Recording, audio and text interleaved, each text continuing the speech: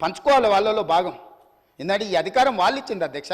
నేను అడుగుతున్నా ఈ సభలో ఇక్కడ ఉన్నోళ్ళు ఎవరైనా, ముఖ్యంగా మా అక్కల్ని అడుగుతున్నా, ఆ దళిత బిడ్డలు ఓట్లు లేకుండా మీరు ఎమ్మెల్యేలు అయినా, నేను ముఖ్యమంత్రి అయినా, ఆ దళిత బిడ్డలు ఇవాళ సంతోషపడే రోజు వస్తే మన పట్టుదలలు పట్టింపులు పక్కన పెట్టి మన రాజకీయాలకు అతీతంగా ఎస్ ఈ బిడ్డల కోసం మేము నిలబడ్డాం, మా ఆత్మ గౌరవాన్ని ఒకవేళ అవమానించడం మేము భావించినా మా ఆత్మ గౌరవాన్ని కూడా మాదిగ బిడ్డల కోసం మేము ముందుకొచ్చి రాజకీయాలకు అతీతంగా మీకు అండగా నిలబడుతున్నాం అని మా అక్కలు మాట్లాడుంటే వారు విఘ్నత ప్రదర్శించే వాళ్ళు, మాదిగ బిడ్డలకు కూడా అక్కలై ఉండేవాళ్ళు, ఆ పెద్దక్కల్ని వాళ్ళు గౌరవించి ఉండేవాళ్ళు. అధ్యక్ష, ఒక దొర చేతిలో దొర పండిన కుట్రలో ఇవాళ మా అక్కలు చిక్కుకొని ఇటు బయటికి రాలేక అటు లోపల ఉండలేక ఈరోజు మదన పడుతున్నారు. మీరైనా దారి చూపించండి అధ్యక్ష మా అక్కలకు. మీరైనా, మీకు కూడా దగ్గర చాలా పరిచయాలు ఉన్నాయి కదా, మీకు తెలుసు కదా అధ్యక్ష, నాకు తెలుసు కదా మీకున్న